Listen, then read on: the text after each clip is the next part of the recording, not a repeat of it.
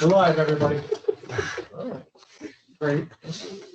New York Racing Pari-Mutuel Wagering and Breeding Law, Section 102, provides that the New York State Gaming Commission shall consist of 7 members appointed by the governor, vying with the advice and consent of the Senate. 4 members having been confirmed by the New York State Senate are necessary to afford the commission an ability to establish a quorum and undertake action. This present meeting of the commission is now called to order. Ms. Secretary, will you please call the roll? John Crotty. Here. Sylvia Hamer. Martin Mack. Here. Peter Machete. Here. Brian O'Dwyer. Yes. Marissa Shorenstein. Jerry Skurnick. Here. Ms. Secretary, please have the record reflect that a quorum of qualified members is present, thus enabling the transaction of business. I want to make a note for the record that both Commissioner Hamer and Shorenstein are ill today with a sudden onset. Chairman? You should further point out it has nothing to do with today's agenda. Minutes of the commission meeting conducted on January 27th, 2025, provided to the members in advance. At this time, I'd like to ask the members, are there any additions, corrections, or amendments to the minutes? Hearing none, please let the record reflect the minutes were accepted as circulated. The next item of business is a report of the executive director. Mr. Williams. Today, I'd like to touch upon a few items related to the upcoming Problem Gambling Awareness Month. While the chairman will later discuss a forthcoming meeting that has been scheduled with various gaming operators to discuss advertising regulations that fittingly falls within March, we also have a variety of programs and initiatives that will extend through the month. The commission, as a representative of the Responsible Play Partnership, will be encouraging all licensed gaming operators to partner with their regional Problem Gambling Resource Center to conduct training and host staff on site to provide information about their services. We will be encouraging the use of existing marketing platforms, including digital monitors and displays throughout gaming facilities, to promote the Problem Gambling Awareness Month, voluntary self-exclusion, and the New York State Hope Line, which is 1-877-8-HOPE-NY. Commission staff will also be participating at the New York Council on Problem Gambling's annual conference, which is scheduled to be conducted March 11th through March 13th at the Albany Marriott. The first keynote address is being delivered by Ashley Jordan, who serves as OASAS's Director of Research and Program Evaluation. Dr. Jordan will be addressing the use of data to understand trends in problem gambling and to inform decision-making. A second keynote address will focus on something that this commission has previously discussed: the recent explosion of online sports betting in New York State and its impact with young adults, and particularly college students. This keynote is a panel discussion with participants that include the director and associate director of the Center for Behavioral Health Promotion and Applied Research at the State University of New York at Albany, a senior research associate and senior research specialist at the Research Foundation of the State of New York, and a counseling psychology doctoral student at UAlbany.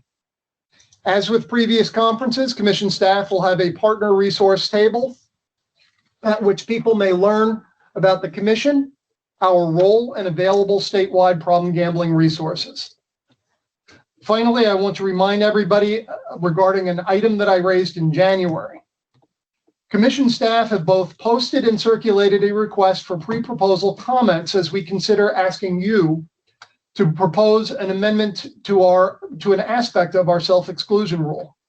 Specifically, we are considering recommending that the commission's statewide self-exclusion program be the only such program in New York, and that licensees be prohibited from establishing or maintaining alternative self-exclusion programs. Presently, the current commission statewide self-exclusion program provides that a person who elects to self-exclude is then prohibited from participating in gambling activity in New York broadly. For example, if a person joins our self-exclusion program at a video lottery gaming facility, they are prohibited from wagering at commercial casinos, with mobile sports wagering licensees, at horse tracks, and with the New York Lottery. Even if a licensee has a well-intentioned private self-exclusion program, Maintaining such a program may have the undesirable and unintended effect of diverting a person in need of problem gambling assistance from broader statewide programming and enable their play with other licensees. The request for the pre-proposal comment seeks responses by February 27th. Thank you, Mr. Chairman. Thank you, Mr. Executive Director. Now we move on to the next item, which is the consideration appointment of a gaming facility location board member. By New York Racing, Parimutuel Wagering and Breeding Law, Section 109A, the commission is required to select 5 individuals to serve as members of the Gaming Facility Location Board for the additional licensing process. Recently, the commission received a resignation letter from Carlos Nadon, creating a vacancy. The commission's staff's search for qualified, unconflicted individuals to serve has led to the identification of a replacement whose name, biography, and conflicts review has been circulated to members in advance of today's consideration. Mr. Chairman. First of all, I'd like to express the commission's thanks to Mr. Nadon for his work so far, and appreciate the amount of time that he has put into this, and wish him well in any future endeavors. I would also like to state that I appreciate the potential candidates' desire to accept this task. It is truly a public service. Members serve without compensation in a limited license situation. Some people will not be pleased at the conclusion of the process. Many will. It's many constituencies and so much media interest. Some decisions will inevitably be questioned. That said, few tasks have the opportunity to transform. The casino licensing problem has that possibility. With capital investment, direct construction employment, and the driving incremental tax rate, many lives will be transformed. These projects will offer the possibility of tangible change to their host location and a number of jobs, good, union, well-paying jobs for the people who are going to be involved in them. I am impressed by Ms. Brown and am impressed with her qualifications and capability. I think we are all extremely lucky that she has consented to take upon this most important and valuable service to the people of the state of New York. And I know that Commissioner Mack has worked with her in the past, as have many people around this table in her various occupations prior to being with Pace University as general counsel. May I have a motion to accept the appointment of Terrell Brown of Valley Stream to gaming facility location? So moved. All in favor? Aye. And the motion is carried unanimously. New York State Racing Parimutuel Wagering Breeding Law authorizes the commission to promulgate rules and regulations that it deems necessary to carry out its responsibility. To that regard, the commission is from time to time promulgate rules and regulations and amendments to the State Administrative Procedures Act. Today, I have one rule for adoption. Mr. Williams. For commissioner consideration is adoption of amendments to mobile sports wagering rules to facilitate data collection on demographics and usage. Racing Law Section 1367A6 requires that the commission, in conjunction with the New York State Office of Addiction Services and Supports, to submit annually a report to the governor and the legislature on the impact of mobile sports wagering on problem gamblers in New York, including, to the extent practicable, an analysis of the demographics which are disproportionately impacted by problem gambling. In the first few years of compliance, staff have been hampered by a lack of uniformity in the scope and manner in which licensees have reported data. Thus, we believe requiring uniform reporting across all mobile sports wagering platforms could assist the commission in receiving useful information for the statutorily required report. The proposal was published in the December 18th, 2024 State Register, meaning the public comment period expired on February 18th, 2025.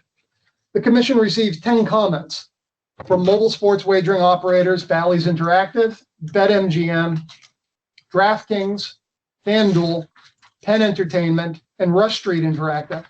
and the Sports Betting Alliance, which purports to represent several major licensed operators offering legal online and retail sports wagering to customers in New York, including DraftKings, FanDuel, and Fanatics Sportsbook. We also received comments from Independent Gaming Test Laboratory, GLI, and several interested parties, the New York State Office of Addiction Supports and Services, and the New York Council on Problem Gambling. While many comments were thoughtful, resulting in slight language modifications, none accepted were substantial, which would have necessitated a rule reproposal. All comments and staff response and staff suggested revisions to the proposed rule in response to comments, as we considered appropriate, have been included in the record before you. Staff recommends that the commission adopt this rulemaking with the revisions suggested.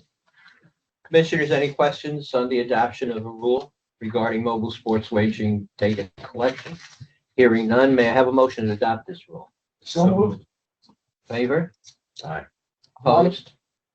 Motion carries. Mr. Williams. The next item of scheduled business today regards adjudications, and today we have three matters. The first matter, on July 22nd, 2019, the judges at Yonkers Raceway disqualified the horse Albergo Hanover from a first-place finish and placed the horse eighth, concluding that the horse was taken aback quickly, causing the field to slow down excessively, thus causing confusion and interference to trailing horses. The horse's owner, Gestian J.Y. Blaze Incorporated, contested the disqualification by timely filing an appeal. This case has experienced an exhaustive route in getting to consideration today. After a variety of procedural impediments, an owner's opportunity to be heard before the Yonkers judges was provided on June 18, 2021. The judges, by a vote of 2-1, reaffirmed their ruling. The commission then designated member Peter Machete to hear and determine the appeal of the judge's ruling. Member Machete issued a commission's decision on the appeal on March 30th, 2022, affirming the judge's decision. Gestian then brought an Article 78 special proceeding in Supreme Court, Schenectady County, challenging the commission's decision. The Supreme Court annulled and vacated the commission's decision, remanding the matter to the commission for an adjudicatory hearing to be conducted pursuant to Title IX, NYCRR 4450 et sec, on the appeal from the harness racing judge's determination. As the disqualification matter is not an adjudicatory proceeding within the meaning of Title IX, NYCRR 4550.2b, the Supreme Court's decision and order was inconsistent with the commission's regulations. The parties, however, agreed to establish a procedure to which the commission would decide the matter, notwithstanding anything to the contrary in the Supreme Court's decision and order. The procedure agreed upon was to present the matter to the commission members for decision with an agreed upon record and 2 rounds of written briefing by the parties. First, with initial briefs due on January 17th, followed by response briefs on January 31st. The commission considered this matter at a meeting conducted pursuant to the judicial or quasi-judicial proceedings exemption of New York Public Officers Law, Section 108.1. The commission duly deliberated and considered this matter and determined by a vote of 5-0 to affirm the decision of the hearing officer in this matter. Oh, you mean the judges, actually. The judges, The judges, not the hearing officer. Well, we did have the hearing officer. Do you want to say the judges? The judges? I think we want to say, all right, well, I misspoke. We will affirm the ruling of the judges as set forth therein. Next matter, on April 15th, 2024, the judges at Saratoga Gaming and Raceway issued a violation notice to trainer Lisa M. Zabielski, suspending her for 75 days and fining her $2,500 for being the trainer responsible for an overage of the total carbon dioxide found in the horse Mr. Dunnigan's from a sample taken before the 4th race on March 9th, 2024, in violation of Commission Rules 4120.13a and 4120.4. The judge's penalty was based on the minimum penalties for a second violation, as set forth in Commission Rule 4120.13D2, as Zabielski had been sanctioned in Massachusetts for TCO2 overages in 3 horses she trained and raced at Plain Ridge Park on April 25th, 2023, which the judges considered as a predicate first violation. Zabielski requested a hearing, which was conducted on September 26, 2024. The hearing officer submitted a report dated January 20th, 2025, recommending that Zabielski's license be suspended for 1 year and that she be fined $5,000 and that she be referred to the commission for further action based upon the minimum penalties for violations beyond a second violation, as set forth in Commission Rule 4120.13D3, and that the hearing officer's conclusion was that there had been 3 prior violations in Massachusetts before the violation at Saratoga.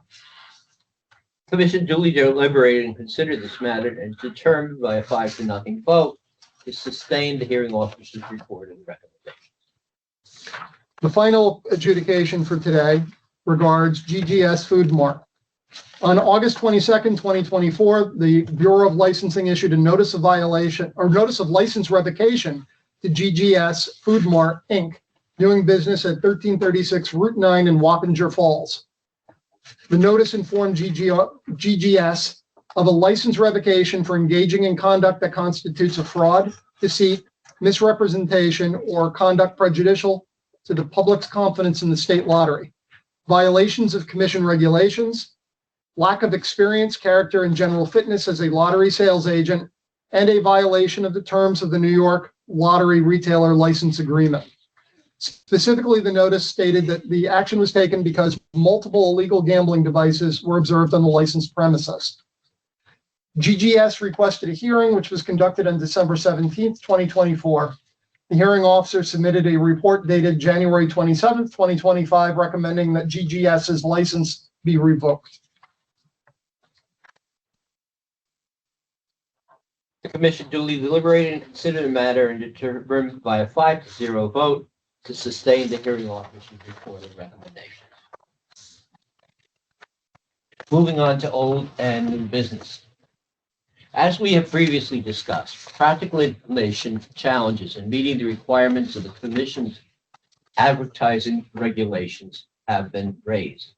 Anyone watching sporting events can be seen there is a blurring between pre-event discussion and sports betting promotion. There's also a blurring of what can be reasonably considered news information and is what is practically sports wagering enticement. This is particularly worrisome to this commission in that the explosion of mobile sports wagering has raised a number of issues involving the question of problem gambling that this commission is acutely aware of and is looking at with great interest. The state legislature has provided clear direction. The law requires that each advertisement shall clearly and conspicuously state a problem gambling hotline number. The law also draws the attention of the definition of the advertisement very broadly. Paraphrased, an advertisement is any notice or communication to the public or any information concerning the gaming-related business of a mobile sports wagering licensee through broadcasting, publication, or other means of dissemination, including electronic. Promotional activities are specifically considered advertisements.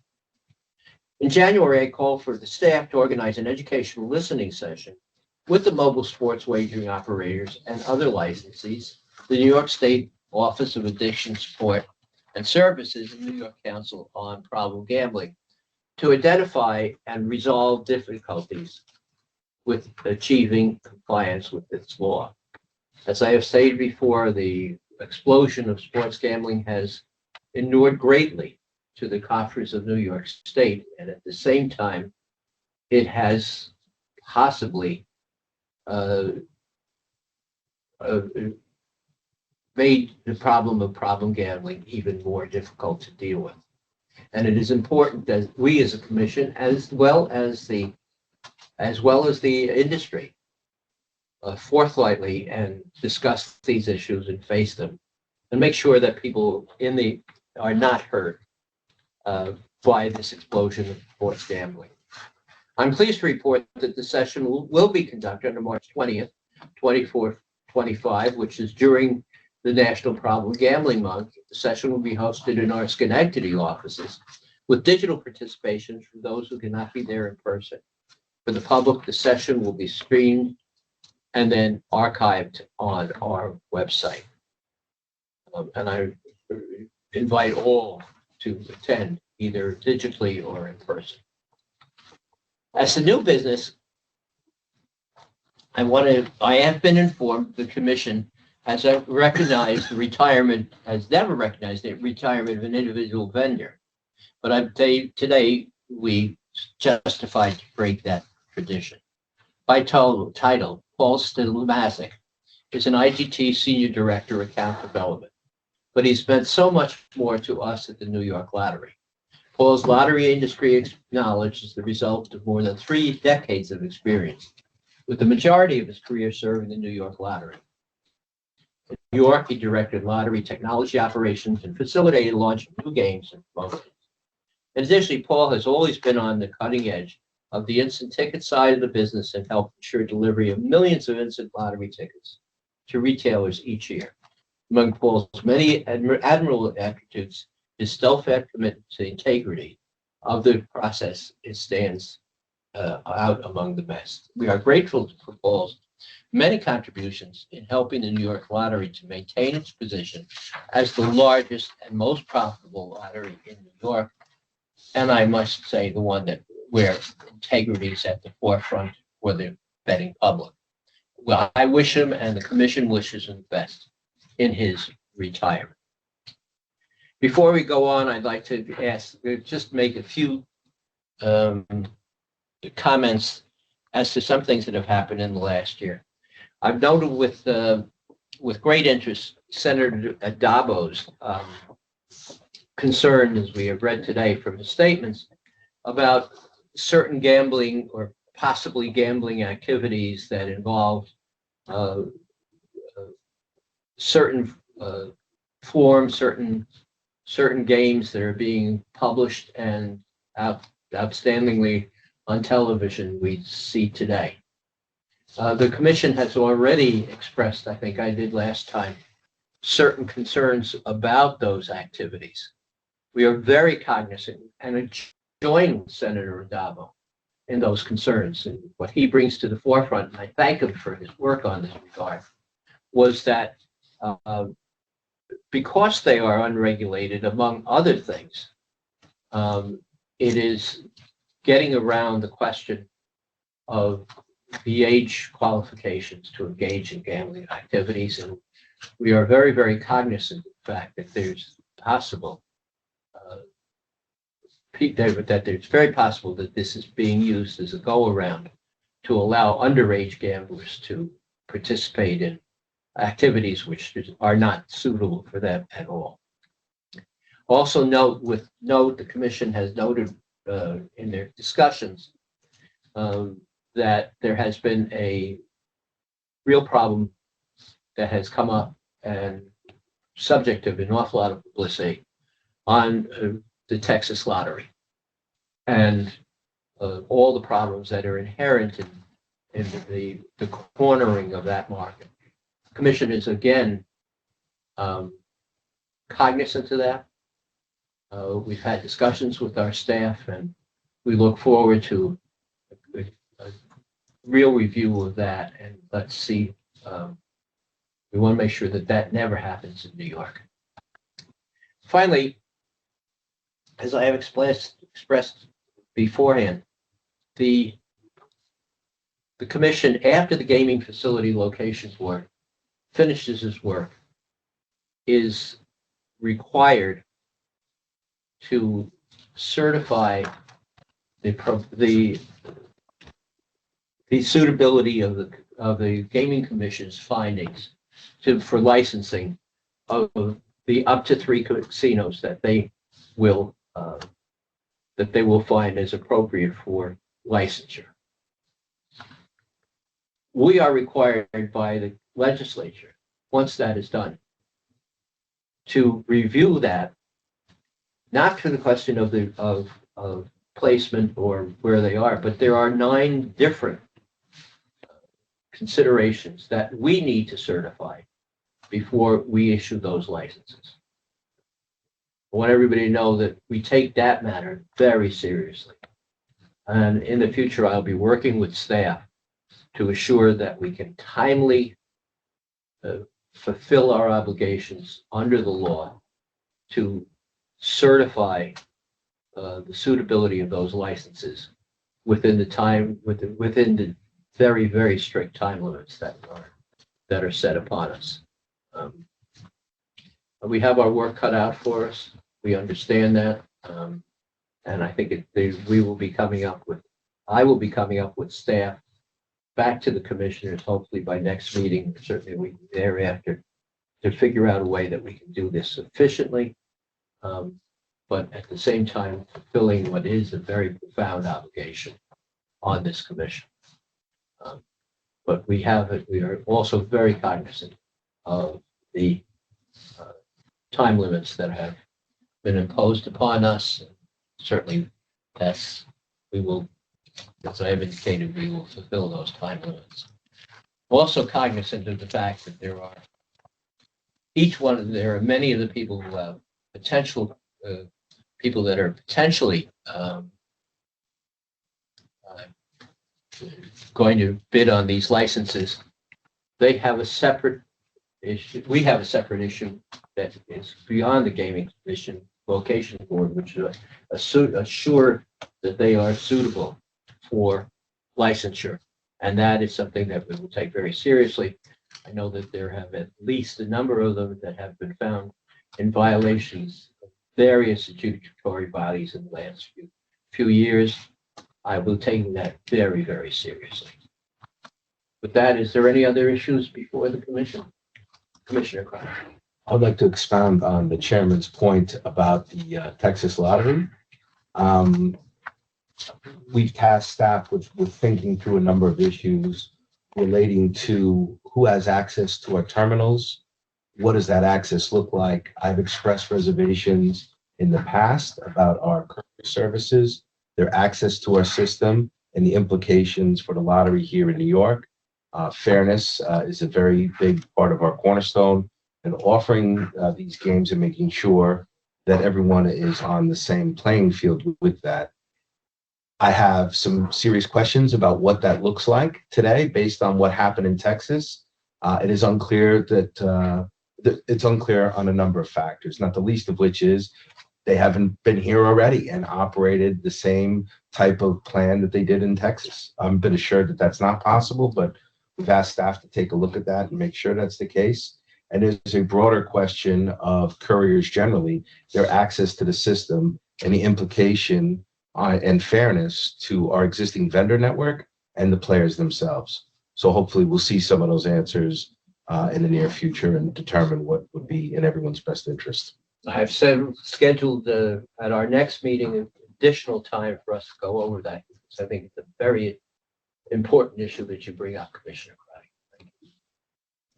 Anyone else? Hearing none, I'll take a motion to adjourn.